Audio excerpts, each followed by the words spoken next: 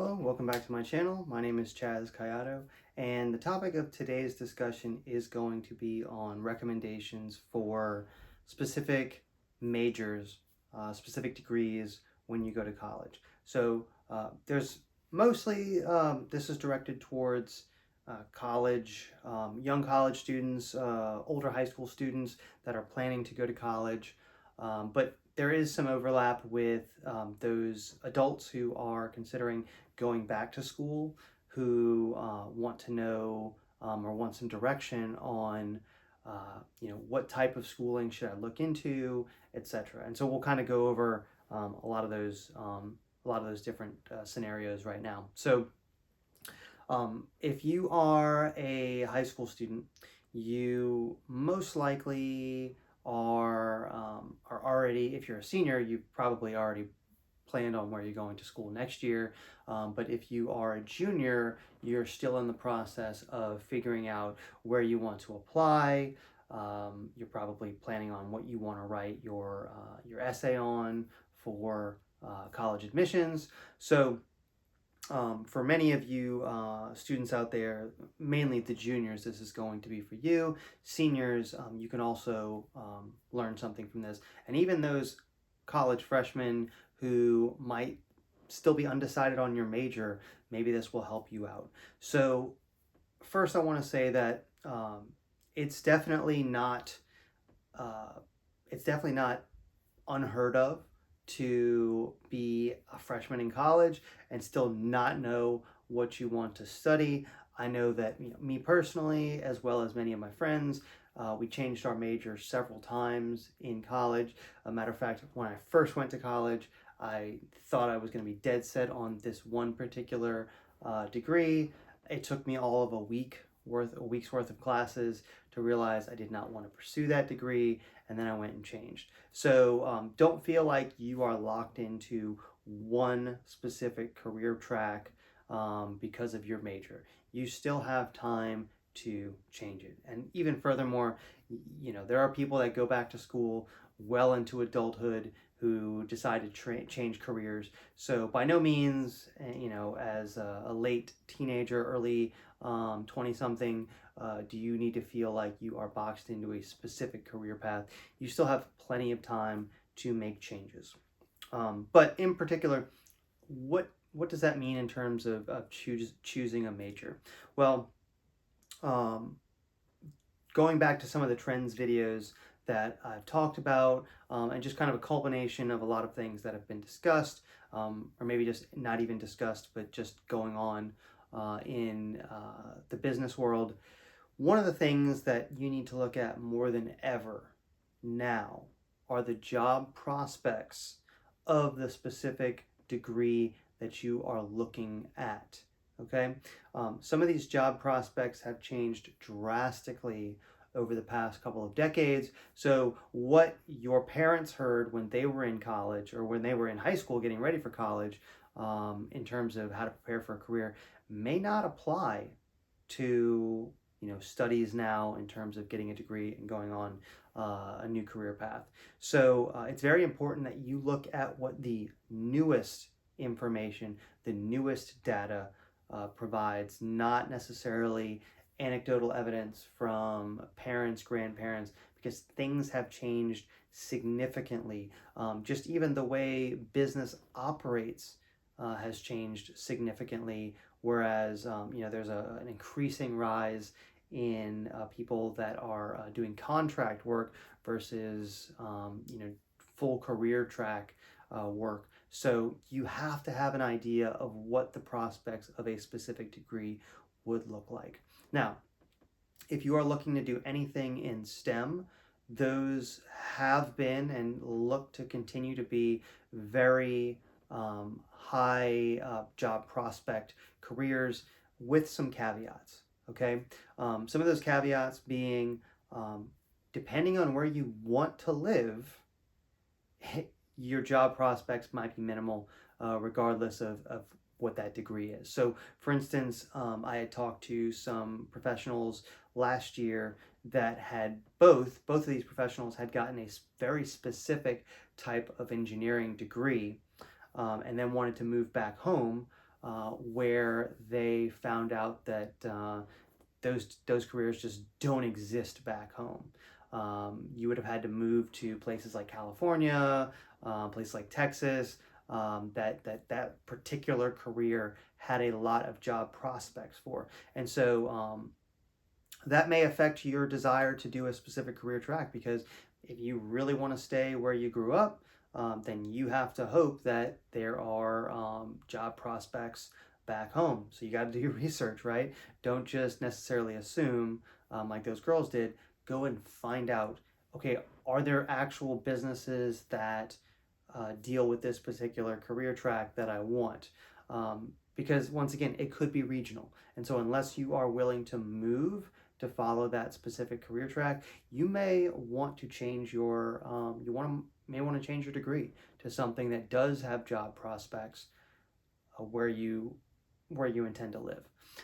But also note that specifically in STEM fields, we are seeing a lot of changes in terms of the technology that's being used, and so some careers may be slightly different now than they were in previous decades, that maybe require different skill sets, maybe require more hands-on knowledge with the use of newer technologies that didn't exist in previous generations. So do recognize that you do need to do some research into what are the newest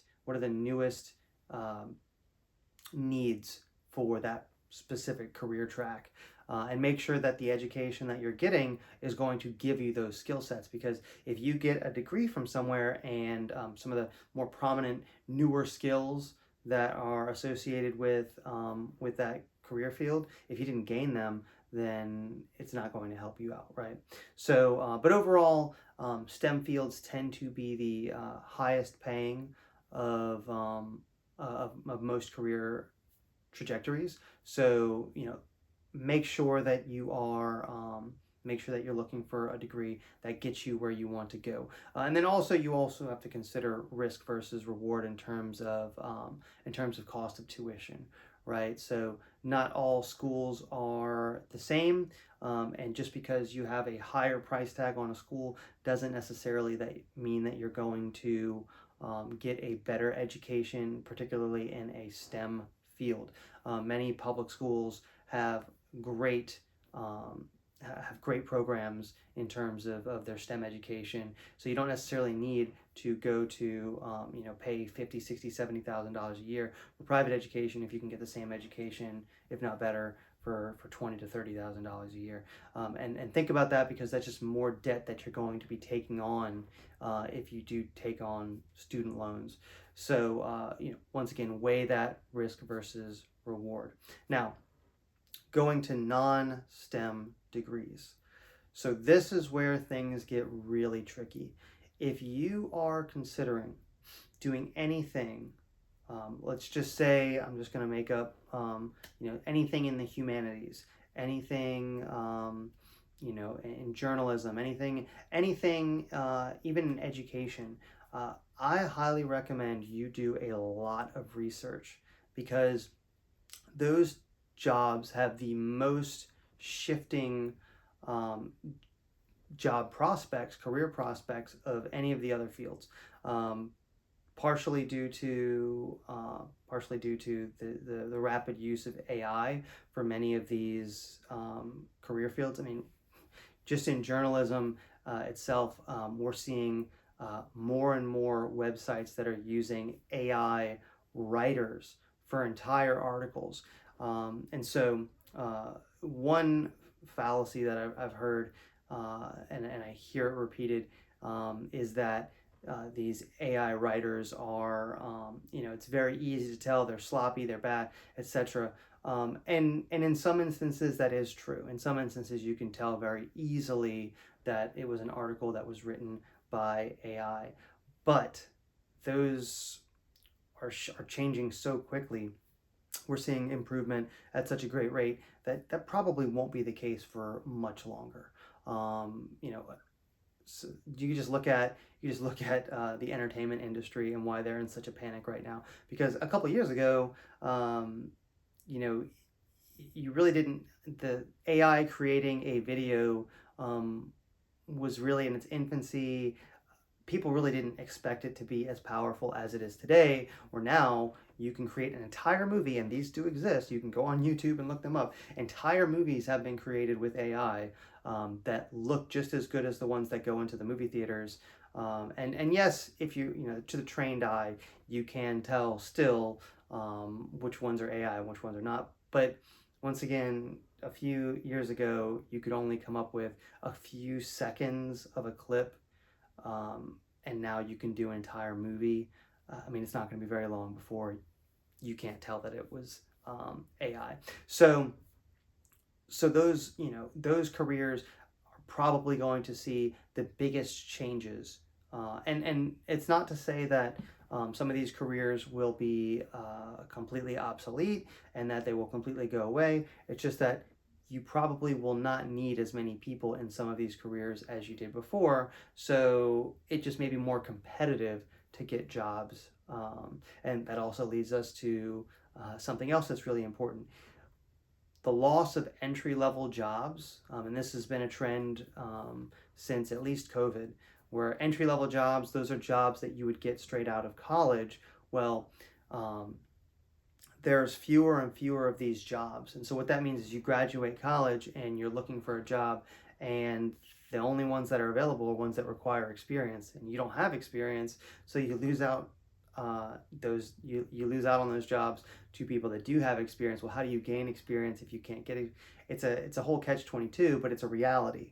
So you need to make sure that the career path that you're choosing does have options for entry-level positions, because if not, then you're going to really struggle to break into that field.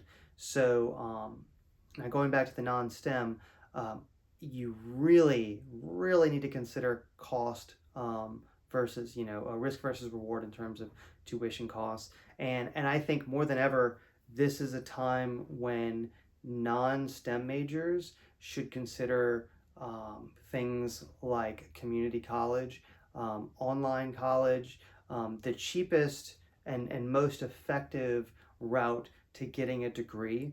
It just makes more sense. And we've talked about the trend in recent years where there's less seniors going off after graduation to college. Well, this is part of the problem, because the cost of education and the perceived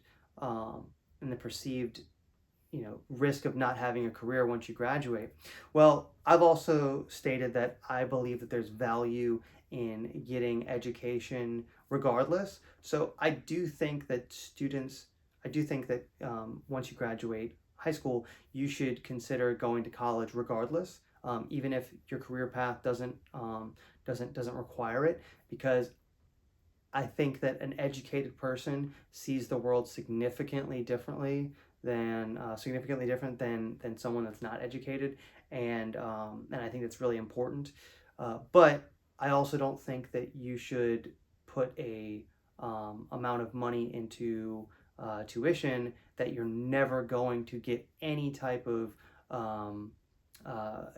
essentially, if you put yourself in a financial hole just to get the education, that doesn't benefit you either. So I think at this point, it is a really good time for non-STEM majors, and maybe even some STEM majors, depending, to get some type of education that has the lowest barrier to entry in terms of tuition costs. So once again, looking at junior colleges, looking at colleges that are going to give you a ton of money off your tuition, right? Scholarship money, grant money. But then also online colleges. You guys know that I go to American College of Education for I did it for my master's. Now I'm working towards my doctorate, which should be done in the next few months, hopefully. And I'm a big proponent of online education. I've learned a lot. I do recognize that in-person education can sometimes be more effective for many learning styles than online. But when you compare the barrier to entry of costs. If someone's going to say, well, I'm not going to pay at all to go in person, but I might pay to do it online, well, then you should consider doing it online. I believe that an educated populace makes better decisions. And it shapes how you view the world. So we want people to be educated. We want people to go to college, and we already know that many high school seniors are choosing not to go to college, and that is something that I'd like to see. That's a trend that I'd like to see reversed. But on the flip side, something that's positive to see is the increase in the number of adults going back to school is on the rise. So that's definitely good to see. But summarize what I've been trying to get across in this video. If you are looking to be someone involved in a STEM career, just as long as you are looking at the risk versus reward of the cost of tuition and you're not taking on too much debt, then great. You're probably going to have great career prospects because STEM fields are some of the strongest fields in terms of job prospects. But if you're not going to do STEM, and this isn't universal, because I'm sure that there's someone out there that's in a non-STEM field that says, well, my career's, my field's growing well, and that's fine. But I mean, universally, if you are just getting a regular humanities degree, a regular, Bachelor of Arts, you may be in a position where you get that degree and it did not necessarily help you find a job, and you will probably end up in a job that doesn't require a degree at all. But to the contrary, I don't want you to think that the education itself is pointless, and I do think that you should pursue a college degree after high school. But if it's not going to be for the sake of getting a specific job, you should consider going to the option that is most cost effective, which would be generally junior college or online degree, because the value of an education is life changing, not just necessarily for career paths, but also just your own personal enrichment. So those are my opinions on choosing a major and looking at career paths in helping choose that major. So thank you.